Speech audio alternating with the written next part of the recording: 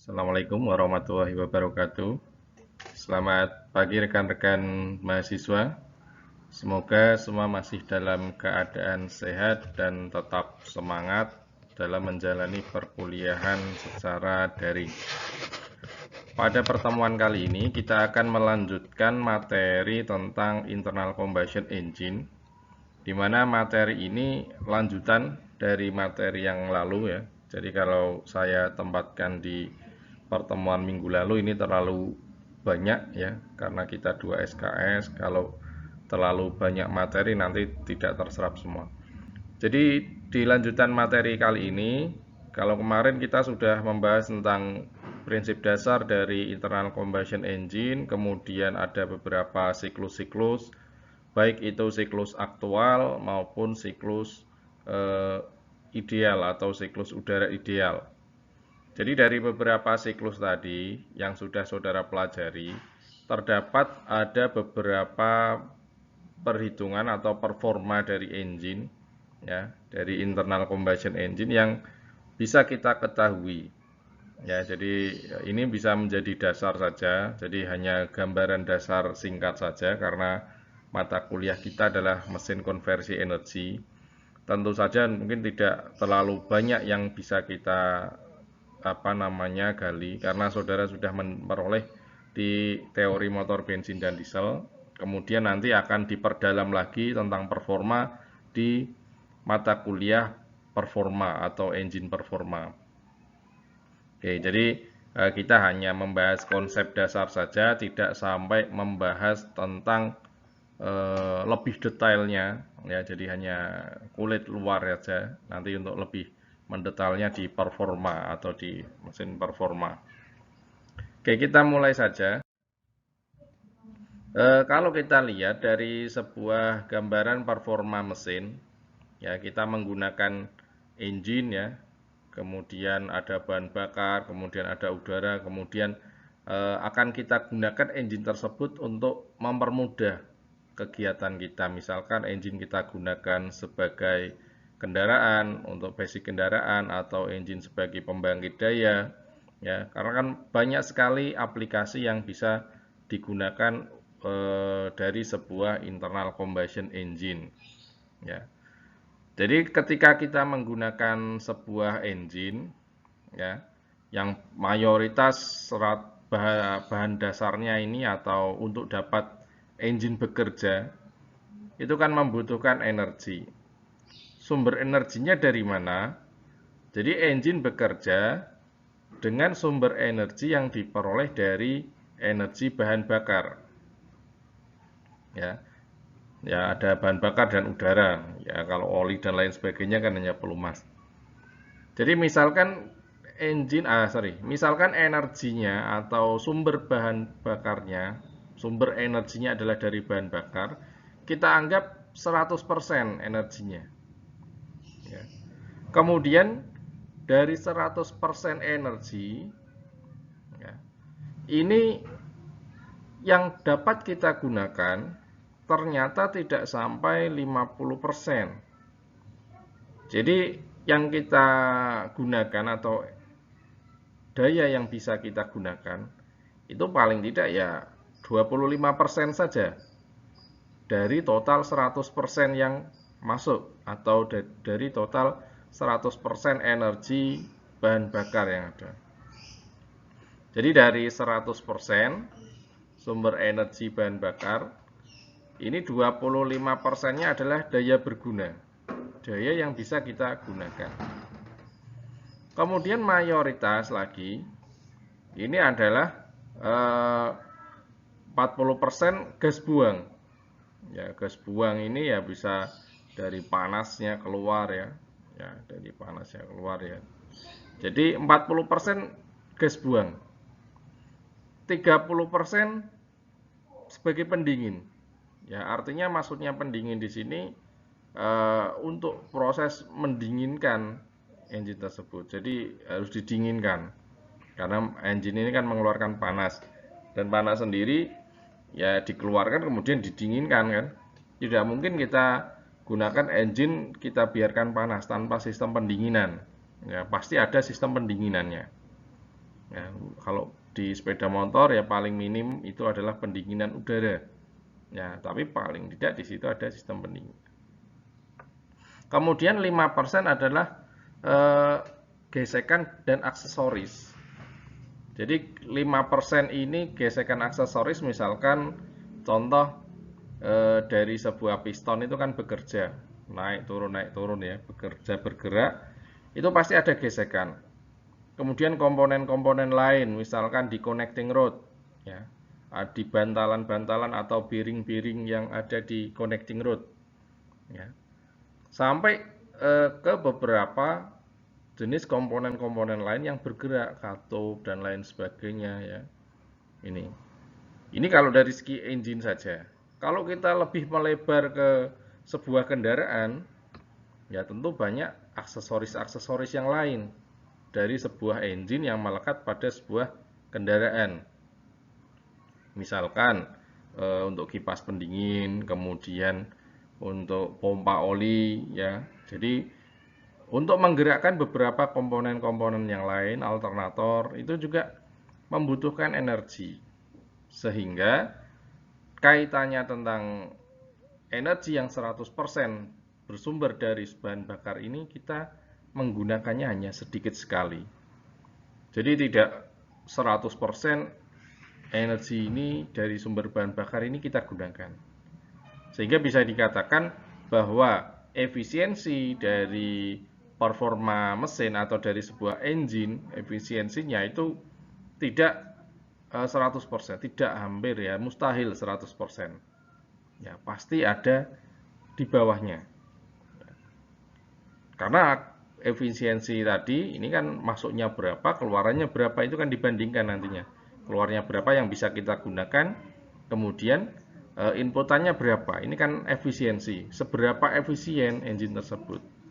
Semakin diperbagus pun atau semakin kita gunakan, ya, semakin kita improve, kita tingkatkan kemampuan mesinnya, ya masih tetap saja tidak mungkin akan mencapai 100%. Jadi efisiensi ini pasti tidak ya mendekati 1 kan susah kalau nilainya 1. Karena pasti akan ya ada yang terbuang. Seperti manusia. Kalau kita sebagai manusia, kita makan dan minum sehari-hari, ya, banyak energi yang kita masukkan, tetapi apa? Kita hanya bisa menggunakannya berapa persen. Ya. Bagian berapa persen lagi terbuang menjadi keringat, berapa persen lagi terbuang menjadi kotoran, berapa persen lagi ya yang bisa kita gunakan untuk berpikir, untuk macam-macam. Jadi apa yang bisa kita manfaatkan berapa persen, ya. Jadi bahwa bisa kita, karena energi ini tidak bisa kita masuk 100 keluar 100, itu tidak bisa. Pasti ada yang terlepas. Sesuai dengan hukum kekekalan energi, bahwa energi ini tidak dapat diciptakan ataupun dimusnahkan, tetapi hanya berubah bentuknya saja. Bukan berarti tidak bisa 100% itu hilang, tidak. Misalkan masuk energinya 100, keluarnya kok hanya 30. Ini tidak hilang yang 30, yang 70-nya tidak hilang. Tetapi apa?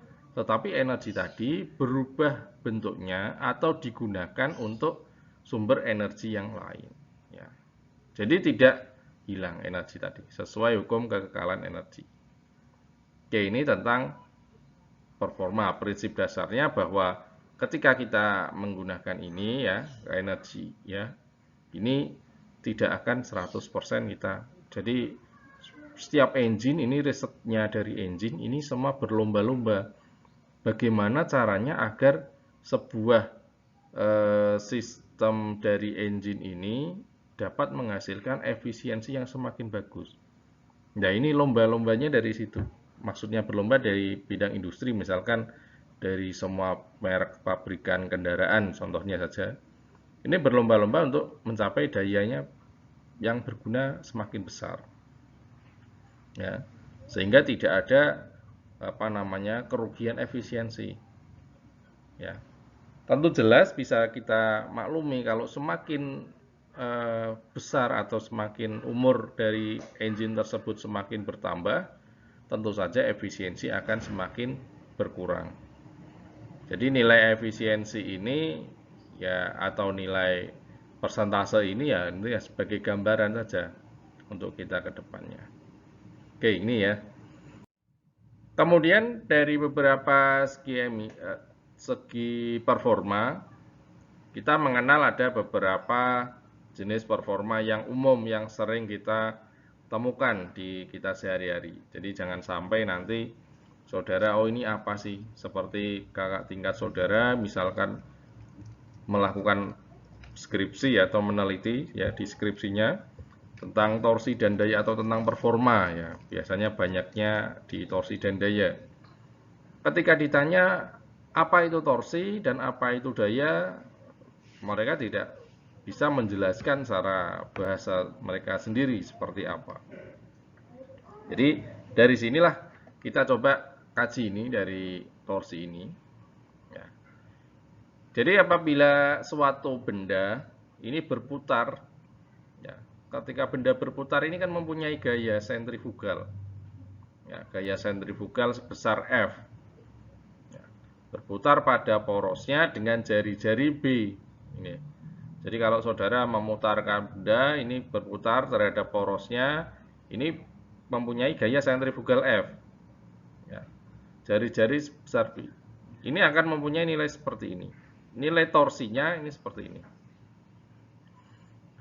Jadi torsi benda berputar ini adalah gaya sentrifugal dari benda yang berputar, ya. Kemudian B adalah jaraknya. Ya, ini. Karena adanya torsi, ya. Torsi ini apa? Kenapa sih? Karena adanya torsi ini yang dapat menyebabkan benda ini berputar terhadap porosnya. Dan putaran tersebut atau benda tersebut akan berhenti berputar apabila ada usaha untuk melawan torsi. Ada beban di sini. Jadi gambarannya ini misalkan ini berputar ya rotornya, stator ini. Jadi ketika ada beban atau ada usaha untuk melawannya, dia akan menekan. Jadi bisa dikatakan bahwa torsi di sini ini dari keadaan diam untuk mulai berputar, ya, untuk mulai berputar, untuk memutarkan nilainya, ya. Jadi torsi ini yang dapat menyebabkan benda ini menjadi berputar, gaya sentrifugal. Jadi mulai berat ini sampai terlempar sana. Ya ini nilai torsinya. Jadi kalau saudara nanti ketika misalkan saudara melakukan penelitian tentang torsi misalkan, ya ini untuk mengukurnya bagaimana? Kalau ini torsi secara pengukur secara manual ya, ada break torsi ya, itu dari reel dari poros. Kemudian ada engine ya, engine torsi pengukur melalui engine ya, yang keluar dari engine ini berapa. Ya nanti ada istilah ada break dan ada indicated atau indikator atau efektif. Kemudian indikator dan efektif. Ya ini tentang torsi. Jadi untuk dapat ini bergerak berputar ini membutuhkan torsi nilainya. Ya. Kemudian torsi ini benda tersebut akan berhenti apabila ada usaha melawan torsi. Ya. Jadi untuk bisa menghitung berapa sih nilai torsinya, berarti ketika berputar tadi, ya, kemudian ada lawan gaya misalkan ini lawan, yang nilainya hampir sebanding dengan nilai torsi tadi, ya. Jadi ini kita bisa menghitung ini berapa sih untuk menghentikan ini butuh berapa. Berarti nilai yang untuk menghentikan tadi itu adalah nilainya akan sama dengan nilai torsi dari benda tersebut ketika berputar. Ya, jadi misalkan ini berputar terus ke sana. Kemudian ada di sini ada bebannya untuk membebani untuk menghitung berapa sih putarannya. Jadi istilahnya ada apa namanya, untuk engine brake misalkan, bukan engine brake. Untuk menghentikan ininya, putarannya. Untuk menghentikan putarannya ini butuh berapa bebannya. Dan nilai tadi ini akan sebanding dengan nilai torsi tadi. Ya, atau bisa dihitung dengan rumusan ini. Ya, torsinya berapa, jarak benda ke pusat ini berapa. Ini adalah torsi, gaya sentrifugalnya berapa. Kali jaraknya untuk bisa menghentikan tadi. Oke, kemudian daya mesin. Untuk daya mesin ini ada istilah untuk lebih jelasnya, ini ada indicated, kemudian ada brake. Jadi kalau saudara melihat istilah misalkan dalam bahasa asing ini power indicated, kemudian brake power, indicated power atau brake power, kemudian ada kalau di Indonesianya daya indikator, ya. Kalau brake-nya ini daya porosnya, daya efektifnya. Jadi indicated ini adalah nilai dari suatu engine yang real, betul-betul dihasilkan dari yang ada di dalam silinder, atau dari proses pembakarannya, atau dari proses nilai energinya ini keluar dari, memang betul dari dalam silindernya, belum sampai keluar ke poros dan lain sebagainya, roda belum. Jadi masih dalam ruang bakar atau di dalam silinder saja. Ya, kerjanya di dalam silinder saja. Itu adalah indicated atau indikator. Sehingga kalau di dalam daya kita nuliskan daya indikator atau daya indikasi atau indicated power, ini adalah daya yang dihasilkan dari proses pembakaran di dalam silinder. Dayanya masih di dalam silinder, belum sampai keluar poros atau mungkin ke roda, itu belum. Ya. Jadi indikasi ini, ya, indicated ini masih di silinder saja, jadi belum sampai kemana. Biasanya ini indikasi ini pada dalam silinder untuk kerja, kemudian untuk daya, kemudian MEP itu adalah main effective pressure, ya, tekanan efektif. Ya, ini dan beberapa jenis lainnya, ya, indikasi. Sedangkan ada brake. Jadi kalau nanti ada istilah aslinya brake power, ya itu sama saja dengan kalau di bahasa Indonesia adalah daya efektif atau daya poros.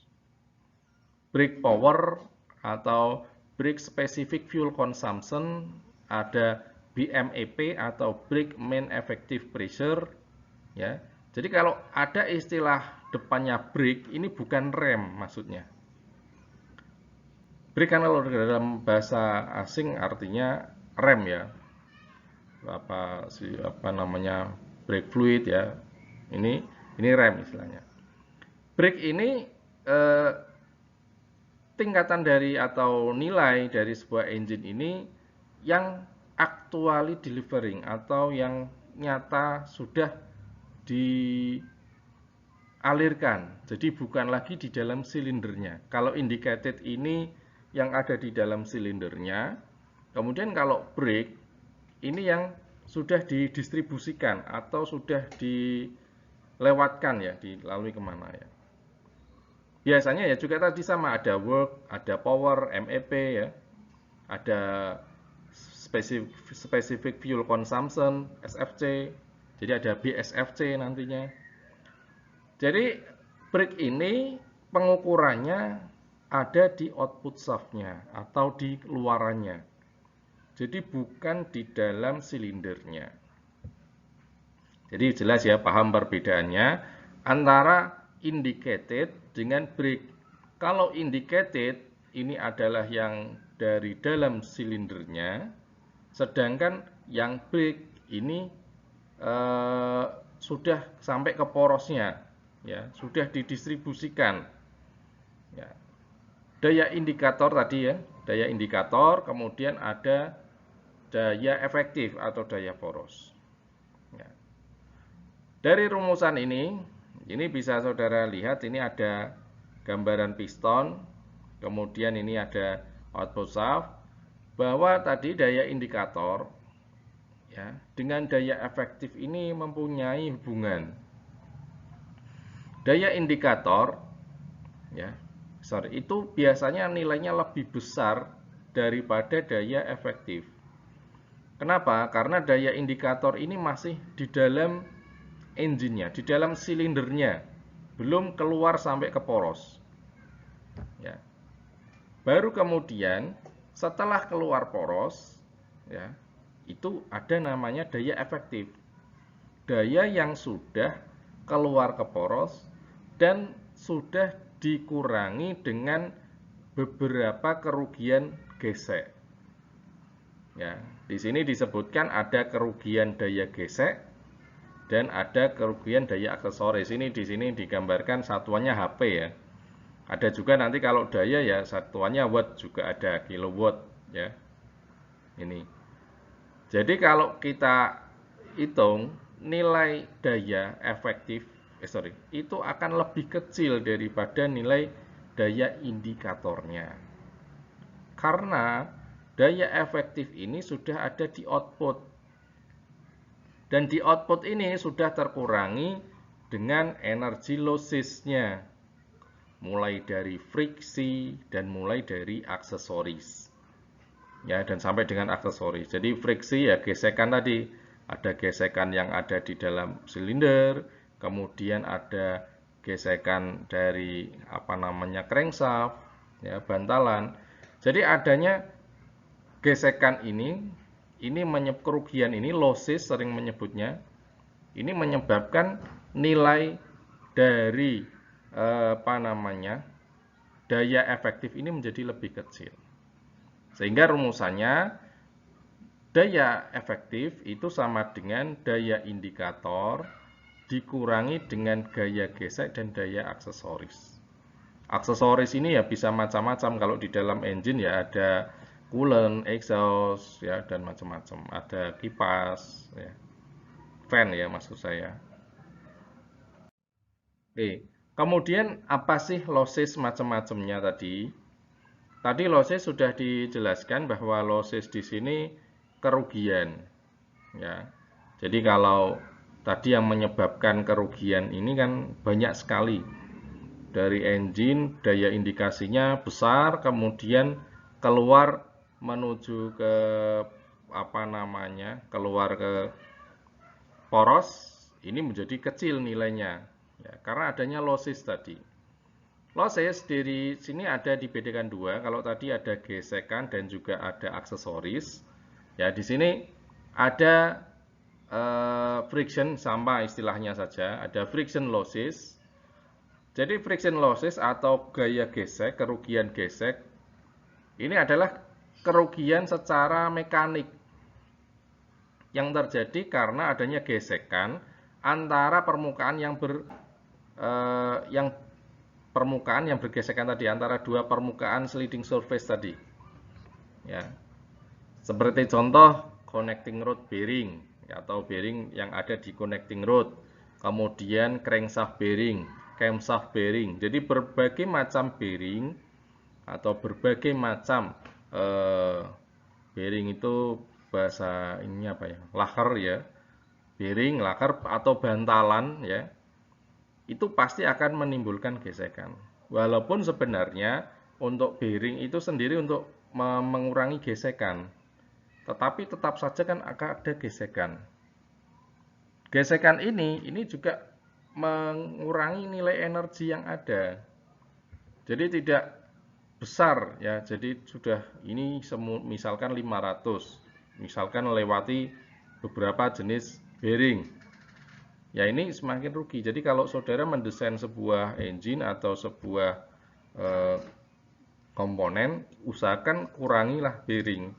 Semakin banyak bearing sampai ke output, ini akan semakin mengurangi nilai efisiensi atau nilai daya perpindahan dayanya semakin berkurang sampai ke poros outputnya. Kemudian selain friction losses, ini ada parasitic losses. Jadi parasitic losses atau kalau tadi yang disebut yang di depan ini aksesoris, ya, kerugian aksesoris. Ya, hampir ya sama sebenarnya. Parasitic losses ini ya kalau kita artikan ya parasit. Parasit itu kan dia menumpang di apa namanya? Di induknya. Ya, kalau tanaman ya dia mengambil makanan di sini. Tapi kalau ini di aksesoris ini dia mengambil energi atau mengambil daya yang keluar dari engine tersebut. Ya, jadi untuk bekerjanya aksesoris atau bekerjanya komponen tersebut ini membutuhkan daya. Dayanya diambil dari mana? Dari engine-nya. Sebagai contoh air conditioner atau AC. Itu kan untuk bisa menjalankan AC harus menggunakan mesin. Ya, mesin kerjanya dari mana energinya diambil. Kemudian pompa oli juga sama. Water pump itu juga sama. Alternator, supercharger ya, supercharger sudah tahu ya Saudara. Kemudian dan beberapa jenis yang lainnya lagi. Ya, jadi komponen-komponen ini akan mengurangi daya ya. Akan mengurangi daya. Oke, ini parasitik. Ya, parasitik. Jadi ada losses ini ada dua, ada friction, kemudian ada parasitik. Ya sama seperti yang tadi disebutkan, ada rugi gesek, kemudian ada rugi aksesoris. Kemudian berikutnya adalah tentang efisiensi mesin. Setelah tadi kita mengetahui, oh ini ada kerugian, ini outputnya sekian, nilainya sekian. Sekarang kita masuk ke efisiensinya. Efisiensi mesin ini menggambarkan tingkat efektivitas mesin dalam bekerja. Jadi semakin besar efisiensi, jadi akan semakin baik nilainya. Di sini ada beberapa jenis nilai efisiensi atau jenis efisiensi yang ada dalam engine atau di mesin. Yang pertama ada efisiensi termal, ya. Kemudian ada efisiensi termal indikator dan efisiensi termal efektif. Nah ini ya hampir sama, mirip ya. Tadi artinya apa? Kalau indikator itu adalah dari asal dari apa namanya, dari pusat, dari utamanya. Kemudian efektif ya, yang sudah termal, yang sudah efektif tadi, yang sudah ya di luar sudah di poros tadi outputnya. Ya. Kemudian yang terakhir ada efisiensi mekanik. Ya ini tadi pasti ada indikator, lawannya efektif. Ya. Indikator itu yang masih kotor, yang efektif ya sudah bersih semua, kecil. Biasanya indikator itu lebih besar daripada efektifnya. Efektif itu lebih kecil ya dari indikator. Yang pertama tentang efisiensi termal. Jadi di dalam efisiensi termal ini adalah konsep dasar dari efisiensi siklus ideal. Ya, siklus ideal. Siklus ideal berarti siklus udara. Siklus ideal yang didefinisikan perbandingan antara energi yang berguna dengan energi yang masuk. Jadi energi yang berguna di sini energi yang dapat digunakan dibandingkan dengan energi yang masuk berapa. Tadi seperti contoh di awal, masuknya 100, yang berguna adalah 25 misalkan ya, 25 banding 100. Jadi ini perbandingan antara energi yang berguna dengan energi yang masuk. Tetapi ini adalah yang berdasarkan dari efisiensi siklus udara ideal. Ya, sekali lagi efisiensi termal ini berbasisnya siklus udara ideal atau siklus udara kemarin. Ya, siklus yang belum aktual. Kemudian energi berguna itu apa? Energi berguna adalah pengurangan antara energi yang masuk dengan energi yang terbuang. Ya, terbuang karena adanya losses tadi. Bisa jadi parasitic losses atau mungkin apa namanya friction losses ya. Ini efisiensi termal. Rumusnya tadi efisiensi berguna ya. Energi berguna dibagi dengan energi masuk ya, dibagi seperti apa ya, nilai efisiensinya. Kalau sama antara yang dapat digunakan kemudian yang apa namanya energi berguna ini sama dengan nanti 1 di perbandingannya, ya ini berarti kan bagus sekali, super bagus. Karena tidak mungkin akan nilainya sama, nilainya 1 atau 100% kan tidak mungkin. Pasti akan berkurang. Oke. Berikutnya adalah efisiensi thermal indikator. Efisiensi thermal indikator, ya ini adalah efisiensi thermal dari siklus aktual. Jadi kalau tadi efisiensi thermal yang pertama itu berdasar siklus ideal, ya siklus udara ideal. Kemudian untuk yang thermal indikator ini adalah efisiensi thermal dari siklus aktualnya, dari siklus aktual diagram indikator. Energi berguna dari diagram indikator adalah kerja indikator dan energi masuknya adalah energi dari proses pembakaran per kilogram. Ya, energi berguna itu dari mana? Dari diagram indikator. Adalah kerja indikator ya. Jadi ini energi bergunanya adalah daya indikator. Dibagi dengan laju energi kalor masuk per kilogram. Jadi ini efisiensi thermal indikator itu sama dengan NI, NI itu daya indikator, dibagi dengan laju Q dot. Q dot ini seperti yang disampaikan di awal pertemuan dulu. Q dot ini laju, ya ada lajunya, laju kalor masuk. M dot, M tidak ada titiknya, berarti laju massa, aliran massa. Ya ini laju energi kalor yang masuk, Qm, Q dot M. Ya bukan di M-nya, M-nya ini istilahnya masuk untuk mengangkat masuk ya. Qm ya, laju aliran udara masuk, laju aliran kalor masuk, energi kalor masuk, ini sama dengan G dot F, laju bahan bakar yang digunakan, aliran. Jadi kan mengalir. Satuannya kilogram per jam. Dikali Qc. Qc itu nilai kalor bahan bakar per kilokalori per kilogram. Ya. Jadi ini adalah laju kalor bahan bakar.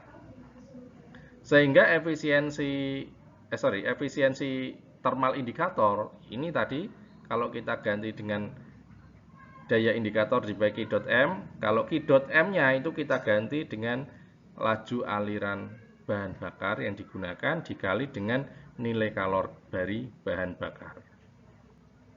Oke, ini ya kaitannya tentang efisiensi thermal indikator. Berikutnya ada efisiensi thermal efektif.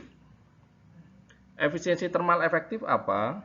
Efisiensi thermal efektif adalah perbandingan daya poros atau daya efektif dengan laju kalor masuknya.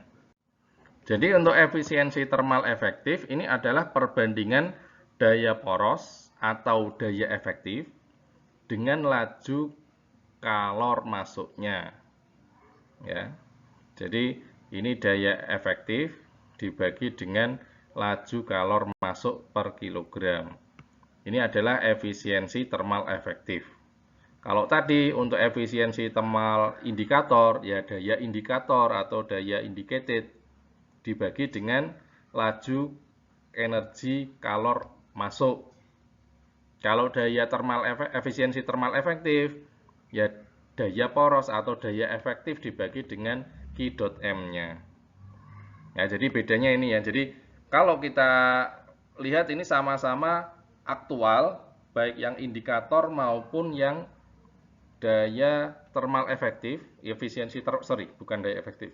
Efisiensi thermal efektif dan juga efisiensi thermal indikator itu dua-duanya di aktual, siklus udara aktual. Ya. Tetapi kalau yang tadi efisiensi thermal saja ya udara saja. Kalau efisiensi thermal indikator itu dayanya daya indikator, sedangkan efisiensi thermal efektif dayanya ya daya efektif. Ya ininya sama. Efisiensi thermal efektif sama dengan daya efektif dibagi dengan laju aliran bahan bakar, ya, laju aliran bahan bakar dikali dengan nilai kalor dari bahan bakarnya. Ini untuk mencari nilai efisiensi termal efektif.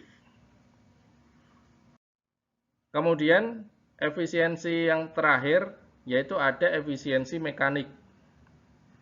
Di mana efisiensi mekanik ini adalah perbandingan antara daya poros dengan daya mekanik.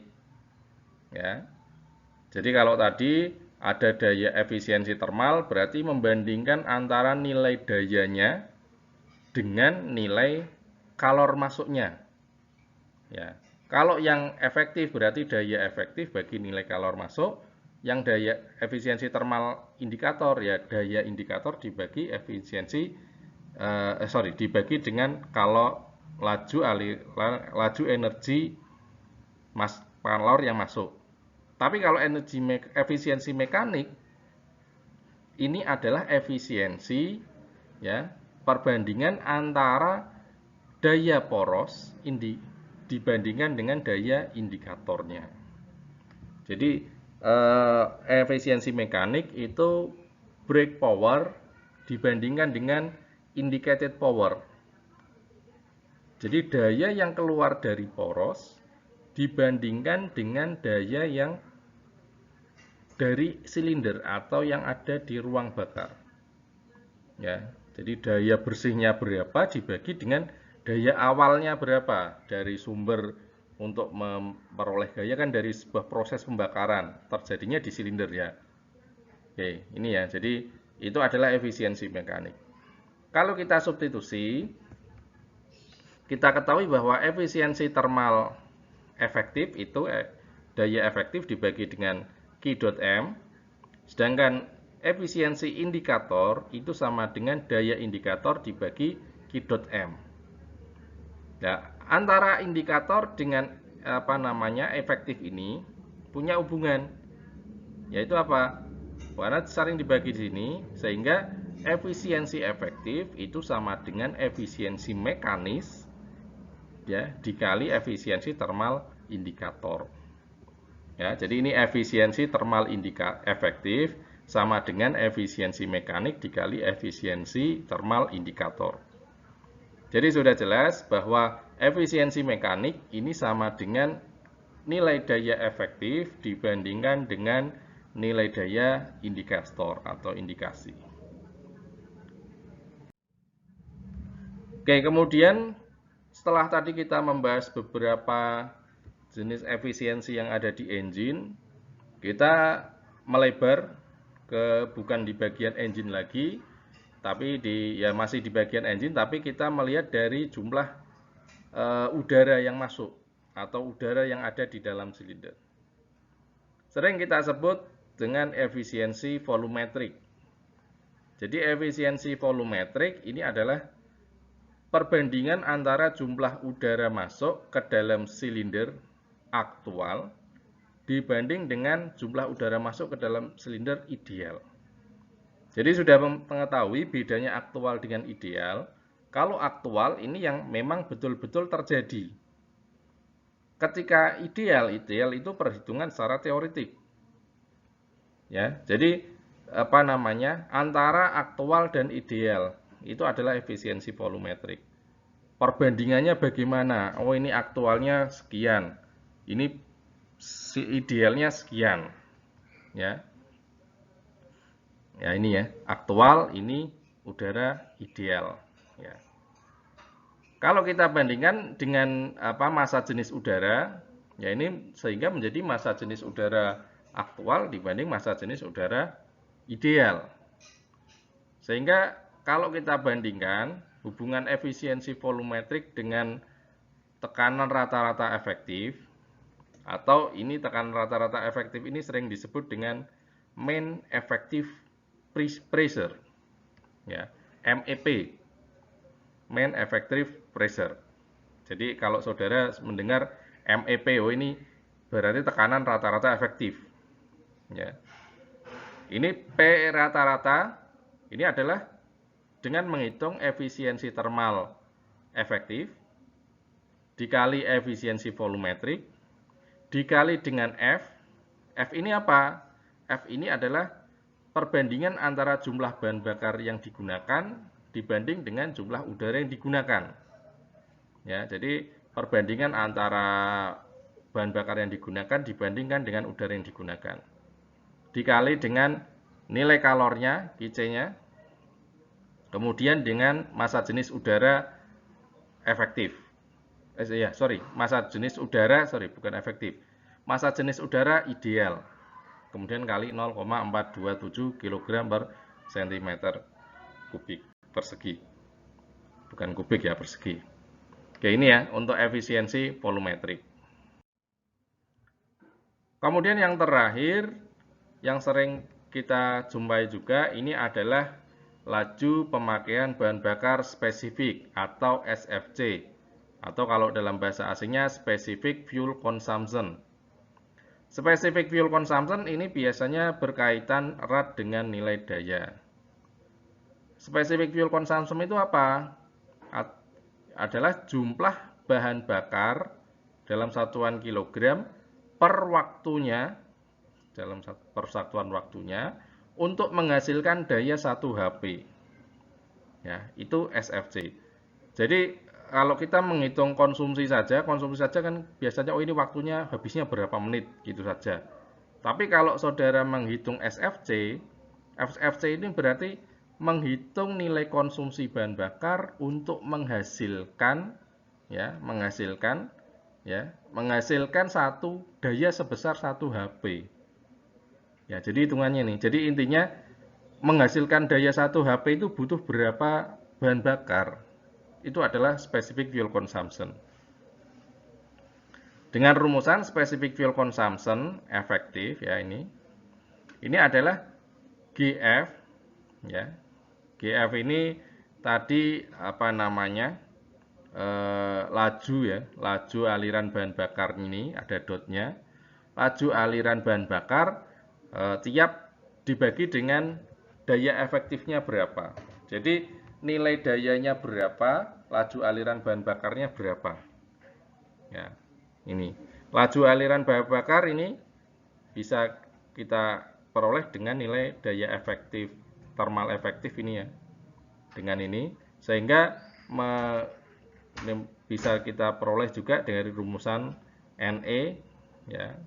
K dibagi dengan GF dot ya, laju aliran bahan bakar dikali dengan seper efisiensi efektif thermal efektif dikali nilai kalor dari bahan bakar tadi sama dengan laju aliran bahan bakar dibagi dengan daya efektif. Ini adalah SFC dan ini yang sering digunakan oleh mahasiswa untuk penelitian bagaimana menghitung nilai konsumsi. Biasanya kan hanya menghitung ini 1 menit habisnya berapa berapa liter saja atau berapa mili. Padahal yang bisa kita hitung ketika saudara menghitung daya, saudara bisa juga mencari nilai berapa laju pemakaian bahan bakar spesifiknya. Specific fuel consumption. Oke, mungkin itu saja yang bisa saya sampaikan pada pertemuan kali ini. Ya, jadi tidak banyak yang bisa saya tambahkan di sini. Ini adalah lanjutan dari materi untuk minggu yang lalu karena waktunya tidak cukup, nanti terlalu panjang durasinya. Ini sudah 40 menit. Jadi silakan saudara bisa tambahkan nanti di akhir pembelajaran ada evaluasi yang bisa saudara kerjakan, gabungan antara materi yang kemarin dengan yang sekarang. Mungkin itu dari saya. Kurang lebihnya mohon maaf. Saya akhiri. Selamat belajar. Assalamualaikum warahmatullahi wabarakatuh.